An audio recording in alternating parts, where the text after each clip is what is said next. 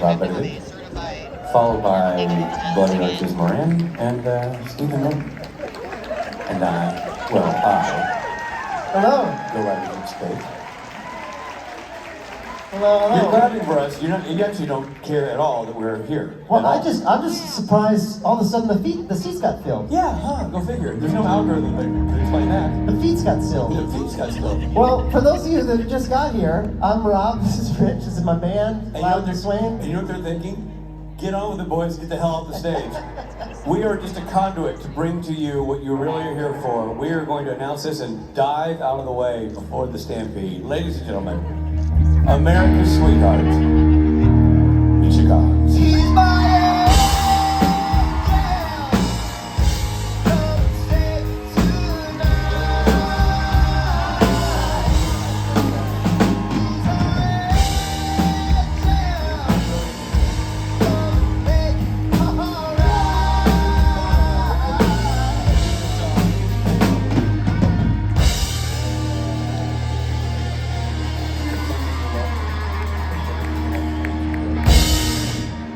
Misha.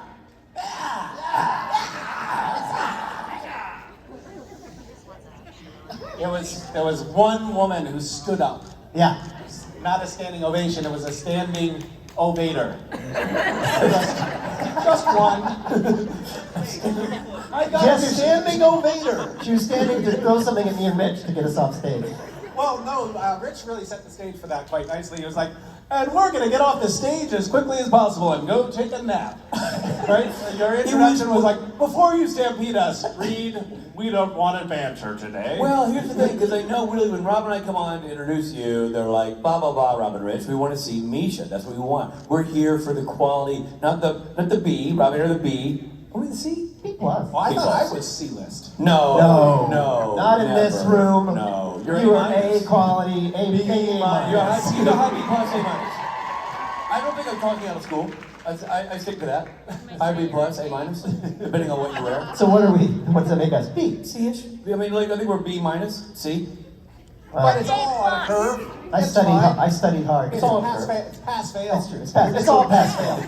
Life is pass-fail. You know what? Pass fail. We just elevated. Ladies and gentlemen. I was trying to say, you're doing it again. Okay. You're trying to leave again. He wants to talk. What's okay. up? I had a meet and greet earlier and was reminiscing about, someone said, are you going to record the next season of your podcast in Rich's closet? Right. And I said yes. Of course.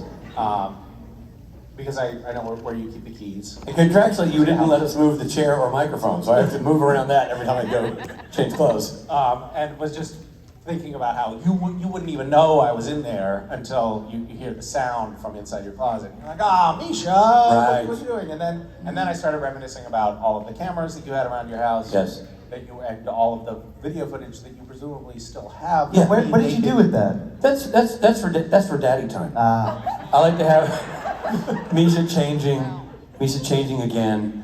Misha checking out his body parts he wants to work on in the full-length mirror that's also a camera. And that's just a Tuesday. Yeah.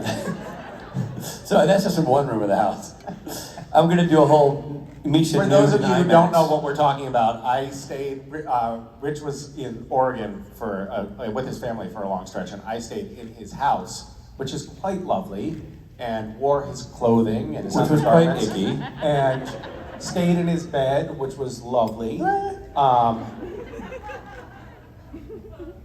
Yeah, I won't get into all of the details, but I also at some point about I sleep naked, and sometimes I get up and do things, you know, and then come back to bed. Like change the light bulb. In front of the picture window. In front of the picture window. Or clean the entire house, or Sure. whatever, you know, and Mow the lawn. Wherever the drugs lead you. and at some point, I had been there for about a week when I discovered, there's a Nest Cam in virtually every room, and the power is on. Every room. And I know for a fact that Rich is sort of obsessive about his Nest footage. Very. So then of course I extrapolated that. Daddy time had been happening. Yeah, Daddy was having his time. And well, I apologize for nothing. We go on the record saying that. But also, when the family left, we left a secure environment. We did not know you'd be moving in. That was not part of the, like, we were going and then we knew you were moving. That happened while we were gone, and then you moved in. I know. And let me tell you something. You're doing great in yoga. You're very flexible. I'm proud of you.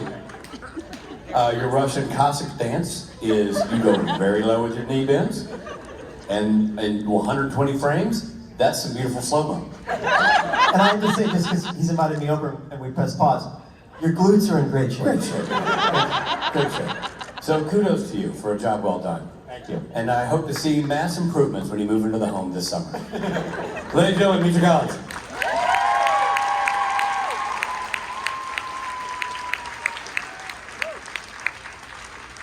This is a full house. There's a lot of people here. The Supernatural fans are propagating, multiplying. Hi. It's nice to be back. Good to see you all. Hope I'm feeling better. Did you think I was not feeling well? Just because I had COVID? A bunch of people have said to me today, I hope you're feeling better. Reed, I hope you don't still have COVID. While I'm hugging you in this photo. It's a funny dynamic now because everybody's like, can I hug you? Should I hug you? Hey, I was always like that. So. Yeah, I was gonna say, that's not new. I am COVID-free. I'm happy. I know it's sort of a lottery moment for you, like, oh, I hope he is. This is going to be a super spreader event, if not. I went to the upfronts because I have, I am on a new television show that has been picked up.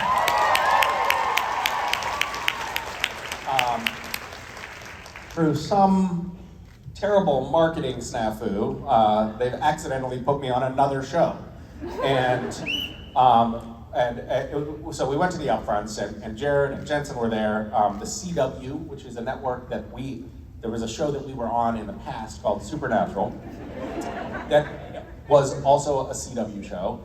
And this year, the CW is going through some transitions, and they're truncating their new show lineup to just 3 new shows. One is Jensen's new show, one's Jared's, and one's mine.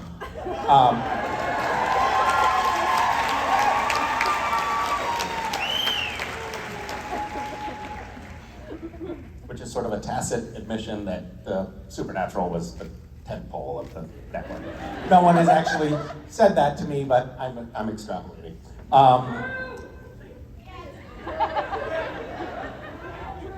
Okay, angry mob. Anyway, the president of the network was joking in advance of the upfronts, like, I hope this isn't a super spreader event. And then there were several articles that came out after the upfront saying the upfronts was a super spreader event. And that's where I got COVID. It's very cool, yeah. It's like a little memento, a little tiny microscopic viral memento. Souvenir.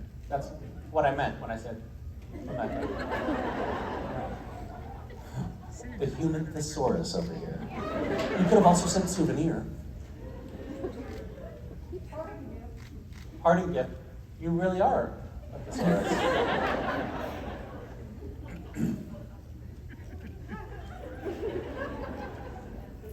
I spent 4 years of my life in Chicago. And I went to college. Of course, it was a complete waste of time.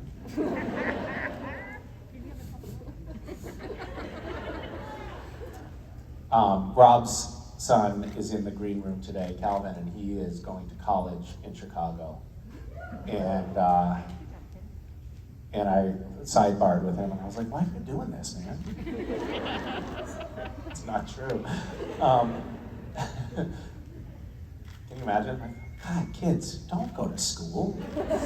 Why doesn't anyone ever get up on stage and encourage children to skip out of school altogether? It wouldn't be popular, that's why. Hi, would you like to ask a question? Hi, I sure would. My name is Erin. I'm from Boston. Oh, hi, Erin from Boston. Hi. Where in Boston? I say Boston. I'm from Somerville. I live in Somerville, right across the river, but nobody knows where. Somerville is that's kind of BS, huh? When you say Boston, it's a lie. It's either that or I tell We started people- our entire conversation with a lie. I have a confession, if you don't mind. I was actually born in Boston, so I can say that. That's just because it was the closest hospital, and my parents lived in Somerville when I was born. Really? What? Wow. No joke. Park in Somerville. Yeah. Wicked pizza. Wicked. Fucking A. Wicked Wow. awesome. Wicked awesome. Wicked. Well, hi. Hi. So I'm just gonna start you off totally random. If you could see or have anything come out of a smokestack that wasn't smoke and wasn't pollution, what would it be? Those little maple pods that are helicopters. Thank you. Hi, Hi. I'm Danielle, and coincidentally enough, I am also from Massachusetts. Not Boston, but Central Mass. So Where in Central Mass? Like with the Worcester like area? Worcester area, yeah. Okay. Yeah. So I was the girl who was like Boston. You're like, is her name Boston? Like, I don't know. Where are you from? Like Worcester, Northborough, small town. So it's not anything. I don't know. Central Mass. My brother went to school in Worcester at Clark. Oh, okay, yeah. Yeah, okay. That's a great school. Yeah. So anyway, that's funny. Yeah. Some and stuff. My question for you, it's kind of basic, but oh well. Wait, Clark is in Worcester. Portland. It's in Worcester? Is that right? Yeah. Okay. Clark, yeah. Yeah, you got it. Okay, thanks. All right, great. There's a lot of good schools in Worcester. Why are there people from Massachusetts here in Illinois? What's happening? I mean, the convention. I know New Jersey is closer, but timing. If you any of the roles that you've played, anything you've done, what is the character that is most like you, and what's the character that most is not like you? That was not really good English, but. Interesting question. I was just talking about this because I did, I played a real life serial killer. It was a biopic. Terrible, terrible movie. Don't even try to figure out which one it was. Don't watch it if you do figure it out. But when they cast me in the role, I was like, they screwed up. Because I'm nothing like this guy. Like, I can't even imagine the mindset of somebody like this. And then I like really immersed myself in the role. I found this like university that had audio. This was back when you actually couldn't find everything on the internet. So I actually had to go to this university library and take out the audio tapes and listen to them on headphones. But there were these recordings of the guy himself. I really did everything I could to get into his headspace. And then I started having his dreams.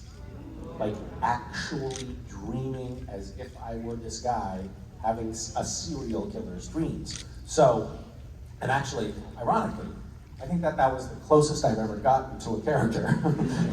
So maybe I'm most like the serial killer in the end. I don't know.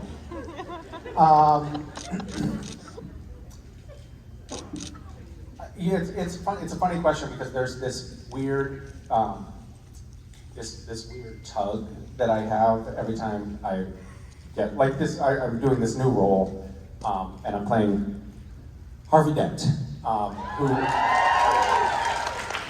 will ultimately become a supervillain. But at the outset, which will be very close to my genuine character. But at the outset, he's like this, he's really pursuing justice. He's this good guy who is smart and hardworking. And I kind of am wrestling with the question of like, how much do I layer on a character and how much do I just let, myself come through, which is always something that that I wrestle with as I'm getting to know a character.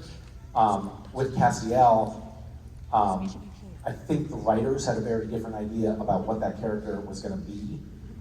Then I started playing the role, and they made him a dork.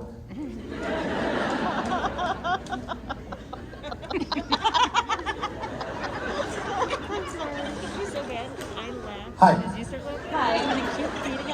My question is about the new Gotham Knights and Supernatural. Like, what's the difference between the sets? Like, what do you miss from Supernatural? What do you like about the Gotham Knights set?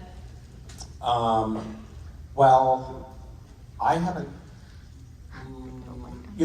We shot the pilot in.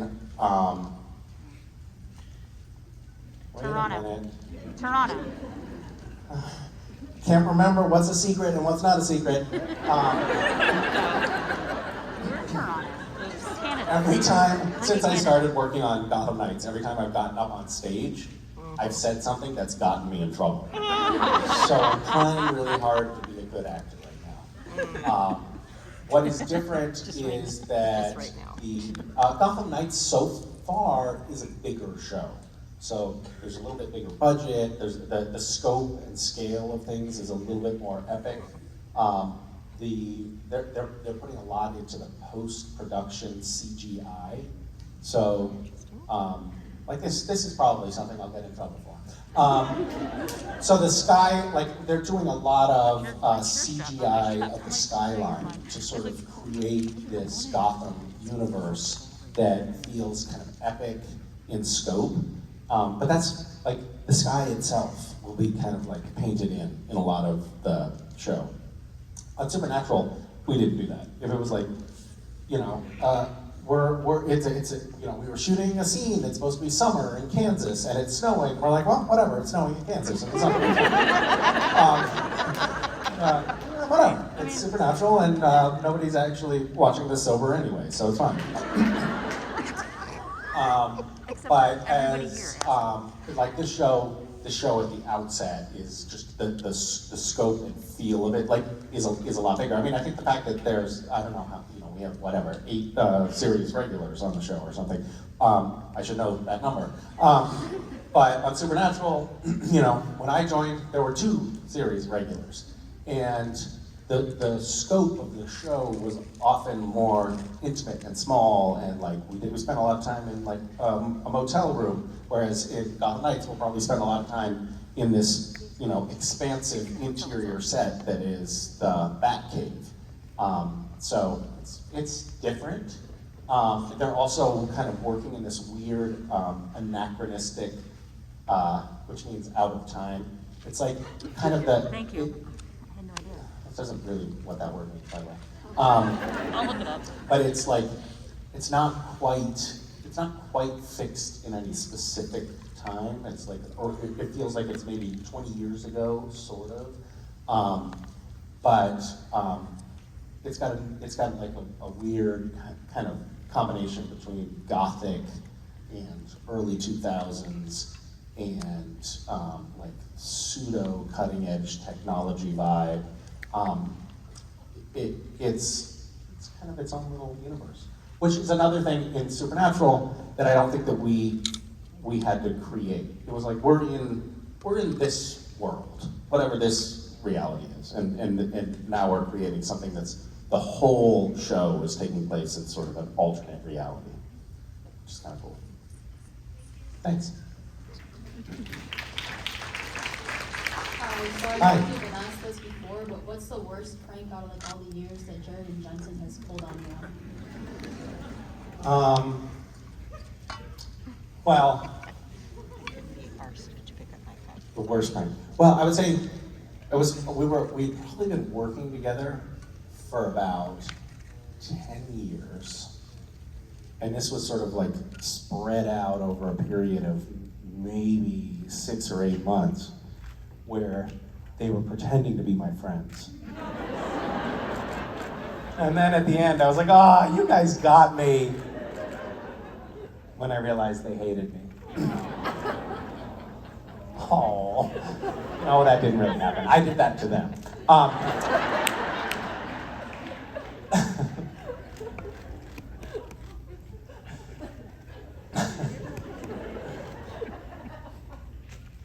I don't know. It's really hard to quantify. It was a protracted trauma. Not one specific incident, but it was just this constant unfurling.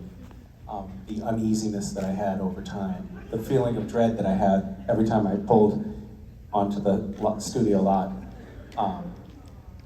the night sweats. Yeah. The group therapy that I ended up having to sign up for. It was a support group just with other actors who had worked on Supernatural. Yeah, just because of the torture. Yeah. Well, I don't know. You know what? I guess I will. I would say this. There are a few incidents that stand out for me, and I think that there's a common thread.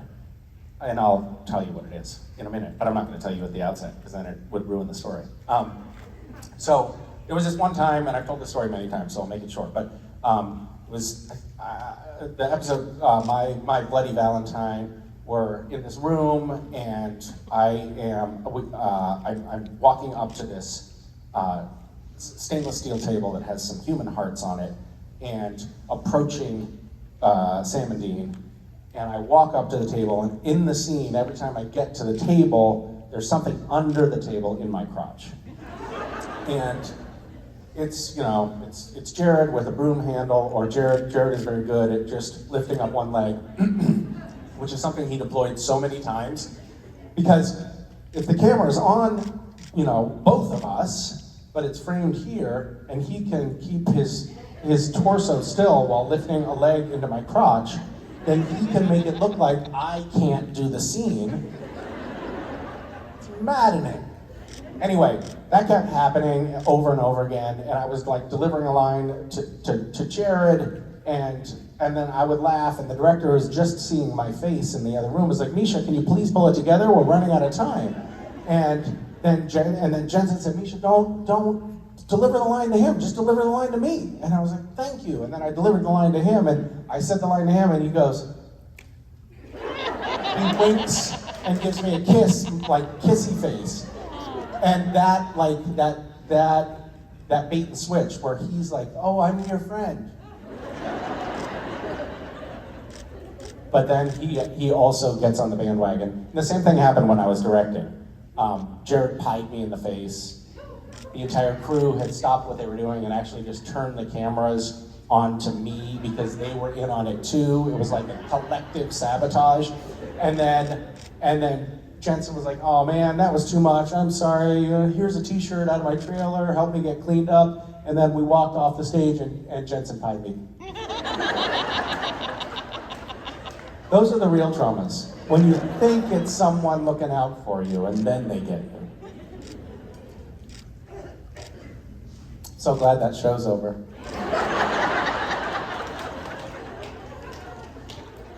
Hi. Hi, Misha. My name's Mary. I'm from Toledo, Ohio. Hi.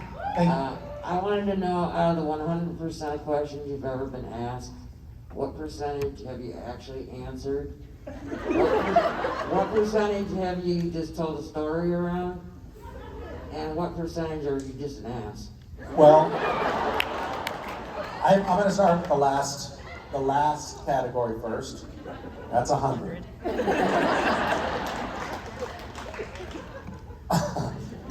This would take some deep sociological investigation. There's got to be a social scientist here who can watch thousands of hours of footage and analyze this to get you the data that you need to answer this question.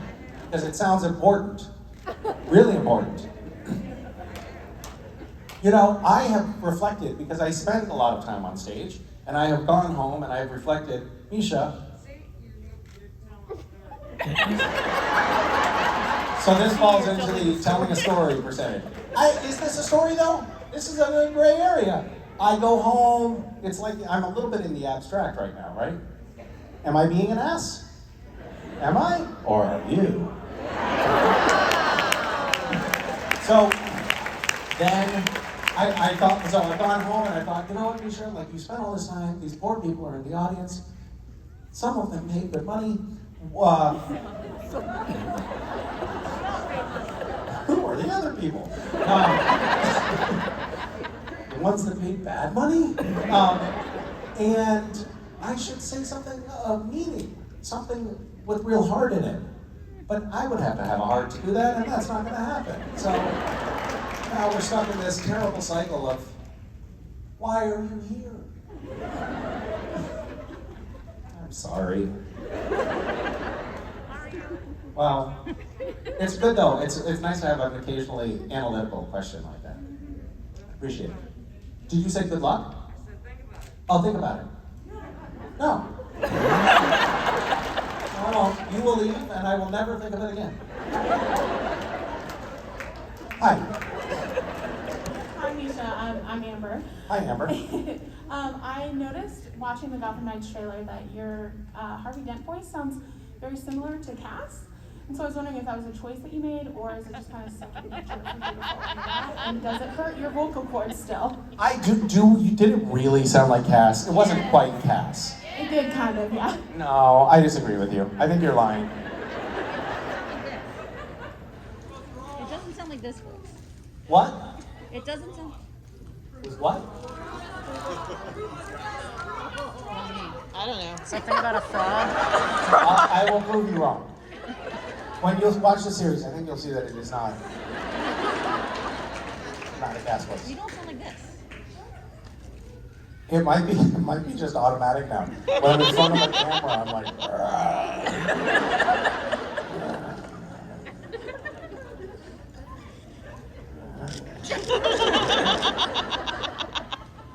How are you like? It's going to be significantly more stark on Gotham Nights too, because I'm with a young cast who have they still have vibrant, youthful vocal qualities. They have normal, high-pitched voices. On Supernatural, when I came on, I was like, "Arr." And then Jensen was like, Jensen, who had been the deep-voiced guy on the show, was all of a sudden like, no you don't. No you don't. You don't step on my low voice. I'm gonna go lower than you. And then he was like, and then I was like, fuck you.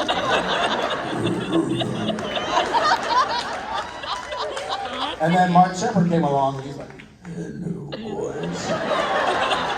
And he won, but we were always duking it out. That's why they killed him. And then Jared was like,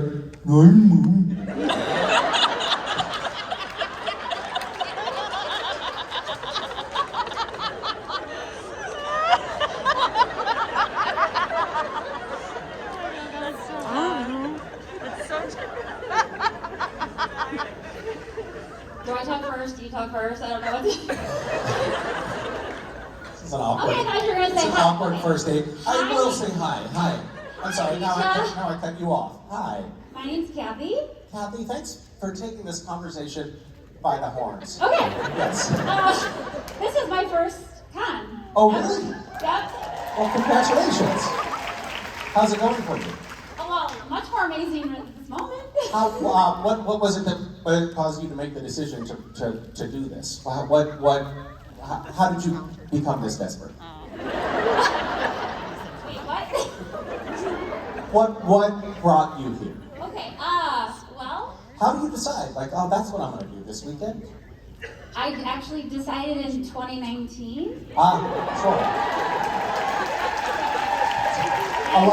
There are a lot of people here who, back in 2019, were still into Supernatural, and they're like, yeah, I want to do that, and now they're like, oh, God.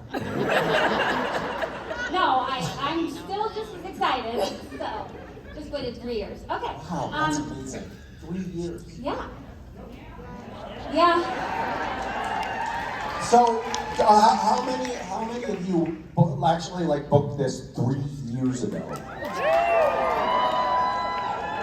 Wow, amazing. That's a lot of time to build up anticipation or dread or whatever it is. Well, I'm glad that so many of you survived to be here from the time that you purchased tickets until the time the show happened. Can you imagine booking something 3 years in advance? No. Why did several people say yes? That's so weird. I'm going to Australia next week, and I was like, yesterday, I was like, you know what? Maybe I'll bring my kids. And we'll make a trip of it. Which, by the way, you can't do if your kid's passport is expired. But, wow, so you're planners, some of you. That's amazing. Yeah, not me, nope. I would love to move this along. Okay, Feels like we're okay. stalled out. You can keep going. Okay, what is your most useless talent? That's almost oxymoronic, isn't it? Because a talent almost no, that's not true. I have a lot of useless talents. My kids are at that age where they're like, oh, Dad, look, I can, curl my tongue or something like that. And I remember being younger and doing things like that and feeling like, isn't that awesome? Doesn't this make me unique and special? And that was up until I was about 35. But some of those things are, like, I can do this with my thumb, which I don't know if you can see from where you are, but it's like a little bit weird looking. Yeah, you're bending a finger, right? Yeah, it's like that in that sort of genre. One of the things I used to do was wiggle my ears. But it turns out everyone can do that, and that's not cool. I can do this.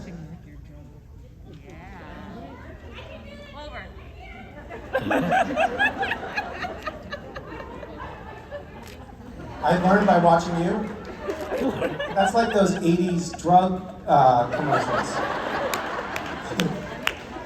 My kids are trying to learn how to do that too. And I think if they keep at it, they might get there. And then the other thing is the eyelid flipping. And all of these things are fresh for me because I've been doing these things with my kids. Because I know they look to me for guidance. And these are the things that I'm passing on to them.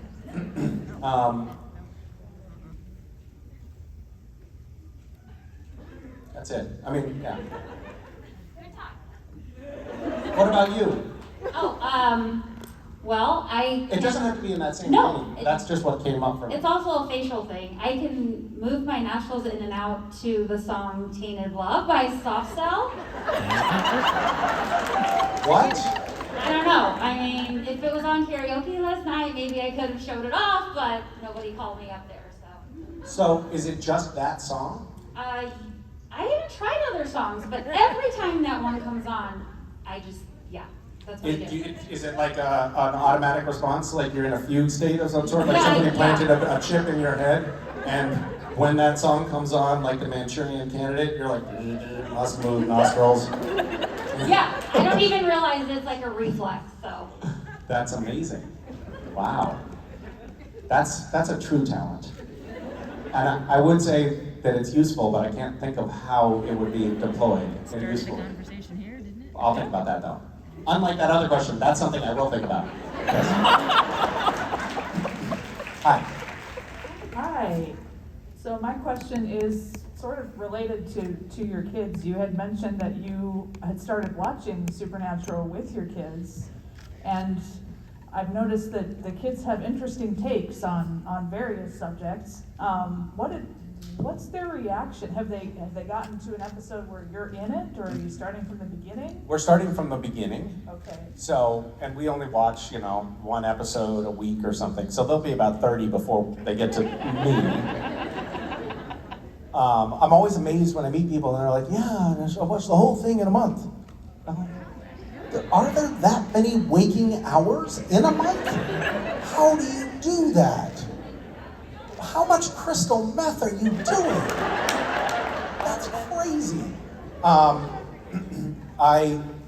I remember when I was watching Supernatural, like when I first got on Supernatural, I was like, oh, I should bone up and watch some episodes, and so I would watch maybe like 2 episodes in a night, and then I would have nightmares. Like for sure nightmares, and I can't, I can maybe watch 1 a day, and it has to be long before I go to bed, because my soul is too intact for this. And in a weird way, I just called all of you soulless. You're not wrong. And so I was a little trepidatious about having the kids watch, like the first episode. It's pretty terrifying, right? And these are kids that, like, I took, when Frozen came out, I took them to the movies, and they started crying 5 minutes in, and they're like, get us out of here, this is terrifying. And they have had some trouble with some scary things, and like have nightmares, and they want to clean their palates afterwards. Like if we watch something that is surprisingly a little bit scary, they're like, now can we just watch Friends? Can we just watch an episode of Friends? And I'm like, no, it's bedtime. And they say, no, I need to watch Friends just so otherwise I won't be able to sleep.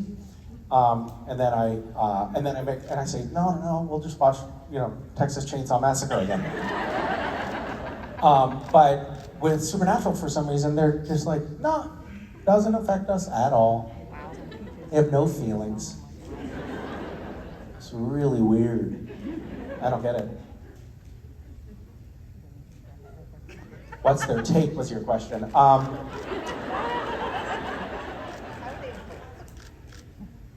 be curious to see what their take is when we get to me on the screen, because that directly impacts my own egoic perception of the world. But I will tell you that I was very much on the fence about signing up for Gotham Knights. And it was just because I knew it was going to shoot out of state. We live in Southern California, and I was like, I don't know if I can be filming where the kids aren't, and I'm not going to see them quite as much, and that's going to be too hard. And of course, I was very excited about the show, but I was like, oh, but can I do that?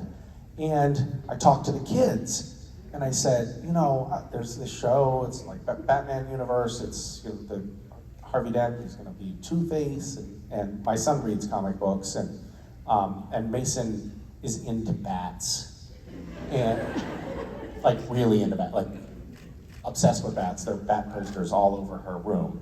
It's creepy. And so I told them, what it was, and that I would be filming out of state, and they were like, oh, do it. And I was like, but kids, that means I'm not gonna see you so much. And they were like, so? I do believe that I called them little shits at that point. But they were so enthusiastic about it that ended up being the tipping point for me. And I was like, okay, if they're really, they seem so genuinely excited about it, that I was like, okay, that's license to do this. And also, I get to be in the Batman universe, which is really cool, because I'm into bats. So, yeah, there you go. Hi. Hi, my name is Veronica. This is my daughter, Sirena. She's Hi there. too shy to ask, but she wants to know what's your favorite scary movie? Oh my goodness. Can I ask you a question before I answer? Sirena? Sirena. What's your favorite scary movie? Secrets of Sulphur Springs. Secrets of Sulphur Springs? It's a Disney show from Disney Junior. That sounds terrifying. What happens in that show that's scary? That a girl, Savannah, disappeared 30 years ago from the Tremont, and now a kid named Griffin, he lives there with his family because his dad used to go there for summer camp when Savannah disappeared. That sounds very scary. And so it's like a mystery where you're trying to figure out what happened 30 years ago at the summer camp? I think she disappeared because she disappeared through a time teleporter, and Griffin and Harper, they tried I'm getting heart palpitations just hearing you talk about this. So are they time traveling too? Yeah. They time travel to Savannah's time, and then they go in another time travel portal where they try to find Savannah because she went like a long time ago. Like she sees like there's a storm when she went into like a hotel, but she thought that it was a prank. But then Griffin and Harper told her that it wasn't. Don't tell me all the details, because then when I watch it, it won't be a surprise anymore. You know what that's called? Spoiler. She's cute. How old are you? 8. You're 8.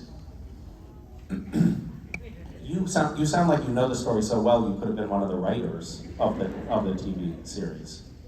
When I was 9, in the summer, there was a movie that came out called, it was based on a Stephen King. He was a scary book writer, and a lot of his books have been turned into movies. And there was a movie called Maximum Overdrive that had trucks on the poster, and I was into trucks. So I treated myself to a matinee screening of Maximum Overdrive by myself when I was 9, because I had money from a paper route, and there was air conditioning in the movie theater, and it was summer, and it was hot, so it seemed like a win all around. And then I remember I couldn't sleep for like a week. It was terrifying, because all these trucks and cars and lawnmowers and things came to life and then started attacking people. It's terrifying. So my recommendation to you is don't watch that movie. Okay. Nice chatting with you. Bye.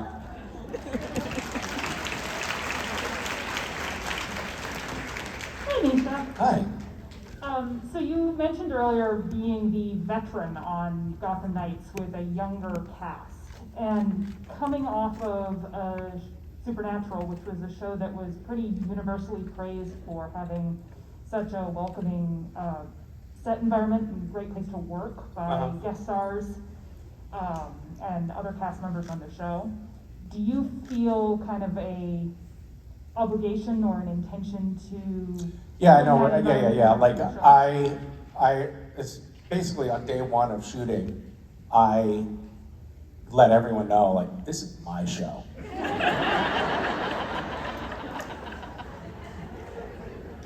And I'm gonna do what I want, when I want to,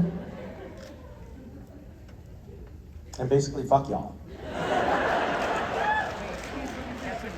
I wanted to, it was important for me to set a tone, but I didn't want it to be the exact same tone as Supernatural. I'm like, it has to have a little bit of a different feel. So that's what I'm going for. That's the vibe I'm going for on set. And I think everyone gets it. Like, they're not, necessarily immediately happy about it at the outset, but I think eventually I'll win out. We had, where Tom Welling had been on, he had been the star of Smallville, and when Supernatural started production in Vancouver, I think Smallville had been already on the air for a couple of years at that point, and Jared and Jensen, I just know this story by proxy, but Jared and Jensen went out to dinner with Tom, and Tom basically told them, you have to be the stewards of the culture of your show. You have to be good people, basically. You have to not be dicks. And that, of course, talk about, earlier we were talking about, what's in alignment with your character, obviously very much out of alignment with their characters. But, a smattering of laughter, uncomfortable moment. But they took that mantle, and I think that it was interesting, Jared and Jensen have always been sort of competitive with one another, but I think that they were a little bit competitive about that particular point. Who's gonna set the better example on set? Who's gonna be the stand-up guy on set and set the tone? And it really worked. It was a welcoming environment. Guest stars always felt like they were welcomed into the fold. It wasn't one of those, the tone and tenor on a set when a star acts like a prima donna and casts lower cast members or crew aside, or is unkind, or is a dick. It's just so unpleasant to be around. And I think that one of the dangers, frankly, of being a successful actor at a young age is that you are not a fully formed human. And so when you're suddenly placed in actors get doted on, and they kind of get showered in praise, and they can be, if you're a prima donna, you kind of get what you want. And so it can be tempting to fall into that trap as a young actor. And I think, by the grace of God, Jared and Jensen didn't do that, and they set a really good tone. We would have these dinners once a year with the president of the CW, Mark Pedowitz, who's a great guy and a really great leader. And he would always have us have a cast dinner with the cast of a couple of other shows that were just starting up. And his intention was really like, hey, do what these guys are doing. Set a tone on set where everyone is happy to come to work, where you're showing up, knowing your lines, and on time. And that really genuinely helps breathe longevity into a show. But he was actually trying to get us to ever so slightly mentor upcoming casts. And I'm a little bit like, on set, I can be a little bit more of an introvert sometimes. Like I actually kind of want to go just like hide in my trailer a lot and read or something. But I am conscious of the fact that like, all right, I've been on sets a lot, and I kind of understand how these dynamics work, so I am consciously trying to, I don't know, like help collectively mold an environment that will be good. We'll see, I don't know. But it's so important. It's a funny thing. I noticed when I first got on Supernatural and first started getting shuttled around by a driver in a limo to publicity events and stuff. It was this brief moment where I was basically an entitled ass. I was like, you're late, like, ugh. And just started noticing entitlement welling up in myself. And luckily, I think I mostly caught that and mostly nipped it in the bud. It rears its head from time to time, but there's a draw to it, and the entire system of how sets are set up is designed to cater to the prima donna actor.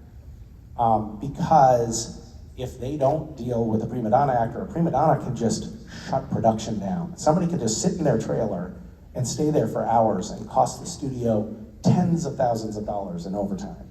So the entire system is like, can I get you anything? Can I dote on you? It's almost like you're treated like royalty, and that can go to your head really quickly. So it's something that, I don't know, something that I think about, and I wish we had a different system. Like in Europe, from what I understand, a lot of actors are just treated like other crew members, which is how it should be. I mean, we're all just working on this thing together. No one's better than anyone else, except for some of us are a little bit better, but Okay, that's enough. Hi. My name is Remy, and I've got a question about the trap episode.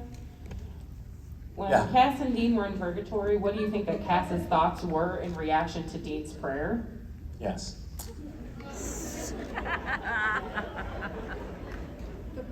When you're in Purgatory.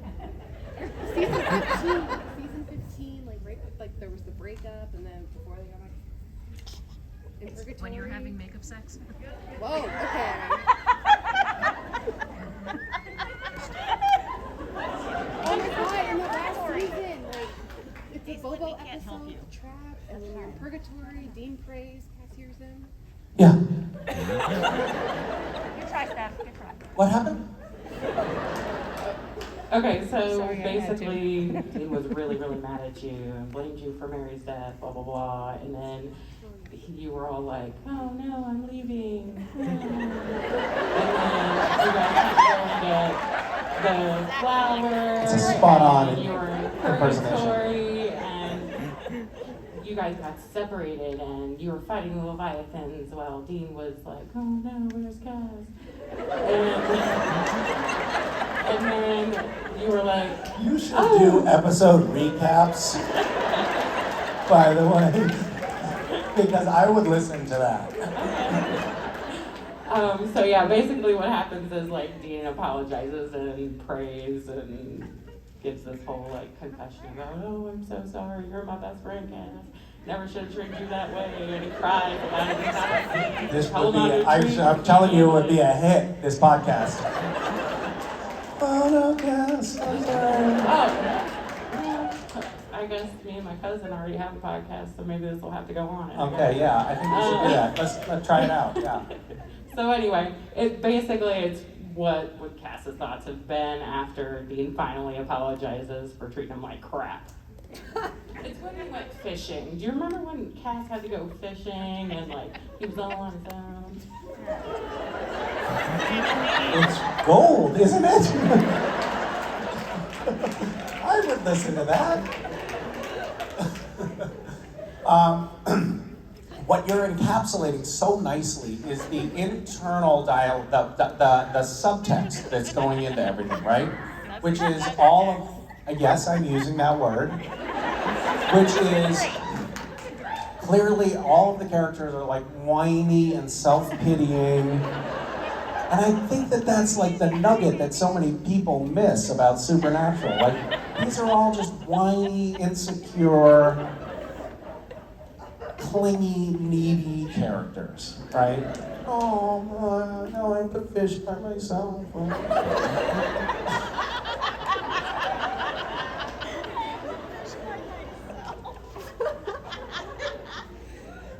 So what is Cass think? Well, I think more or less like, oh yeah, nice that you're finally apologizing. Would it be nice if you like maybe bring me some chocolate or something, like an actual token of affection instead of these empty words, dick.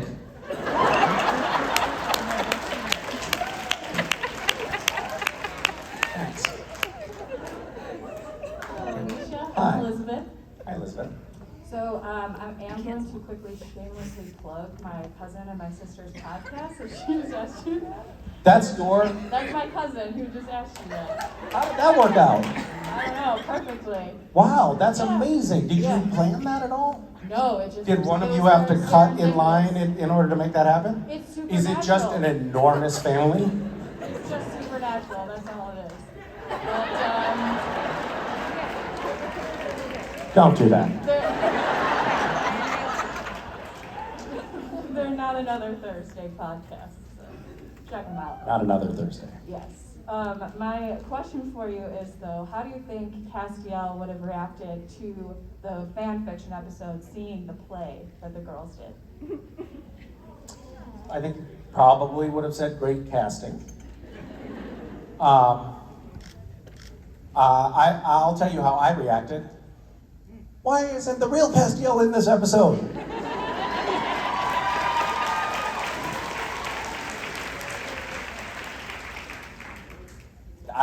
That was a tough pill to swallow. The producers were like, don't worry, like Castiel's still in it, it's just like in the and I was like, yeah, that doesn't quite work for me. What do you think his reaction would have been? I think he would have been very confused, but would have loved it ultimately. Just kind of stand off to the side and be like, what's happening? Why am I here, but also there? And why are you here, but also there? Well, I think Castiel would have known that wasn't him. I said it was great casting, but it wasn't spot on. I thought it was pretty good. Pretty good casting. It was pretty good.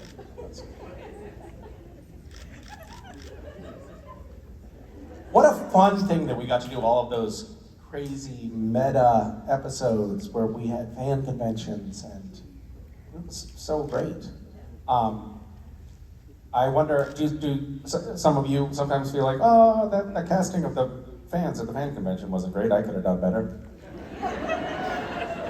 Sometimes. Yeah. Well, for the Netflix reboot. Yeah. Well, we should only cast real fans for the fan convention episodes. Thank you. Hi. Hi, Misha. My name is Alex. Hi, Alex. Hi. Firstly, congrats on Gotham Nights. I know I absolutely can't wait to watch it. Thank you. My question for you is, there's a lot of darkness in the world right now, both at home and abroad.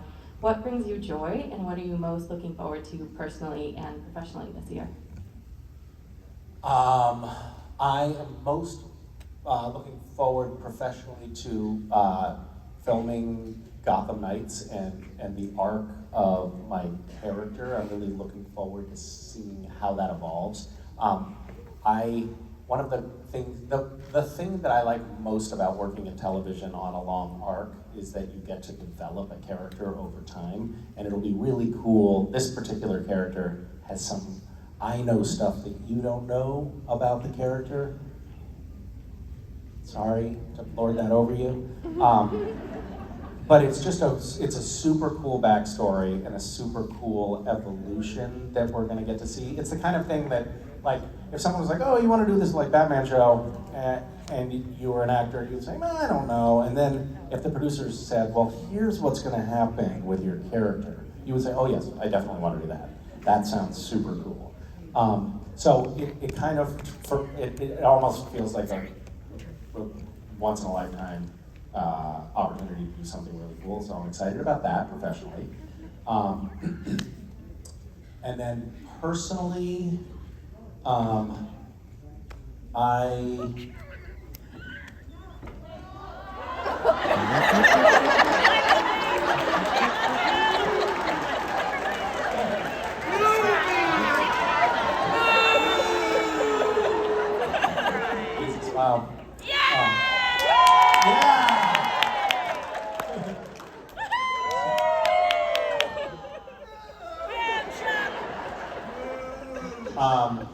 Go home, Rich. Hold on, sorry, I don't mean to interrupt, but is that Robin living on stage? Boo! I love that I tried to cultivate this artifice, this faux persona of being like the kindness guy. And then as soon as you guys get up on stage, the Misha fans are like, Talk about exclusive. yeah.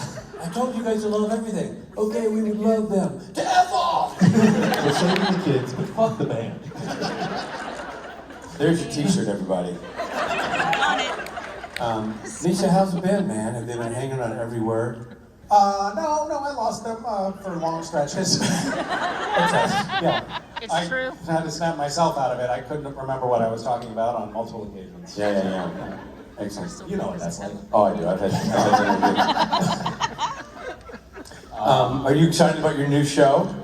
Yeah, well, I'm just explaining that I was excited about it. Until I started asking? Yeah, I've lost all enthusiasm for everything now that you're here. I feel like these people. Dead inside now. You know what somebody's described it? I just feel like the world has been ripped from my hands and life as I know it has been stopped silly.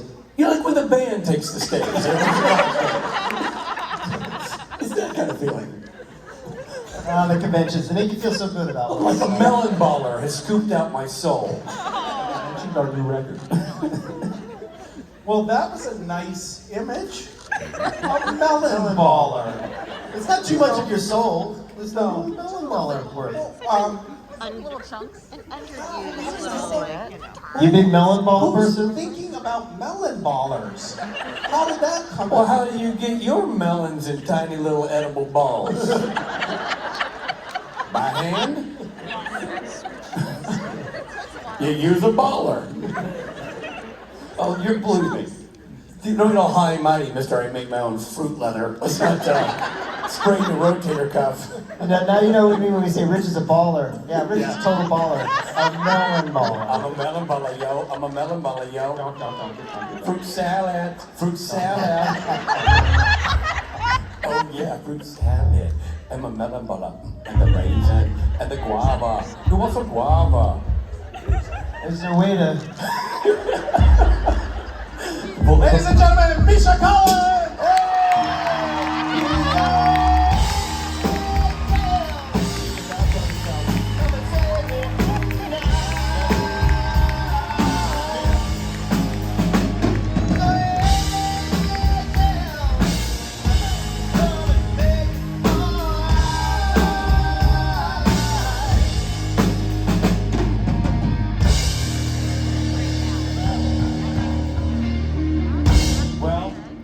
Richard, you're never here, so we rarely get to do this song the way it should be done, and I'm excited we get to do it now. How do you do it tonight? By myself, and it doesn't get a laugh. Oh, well.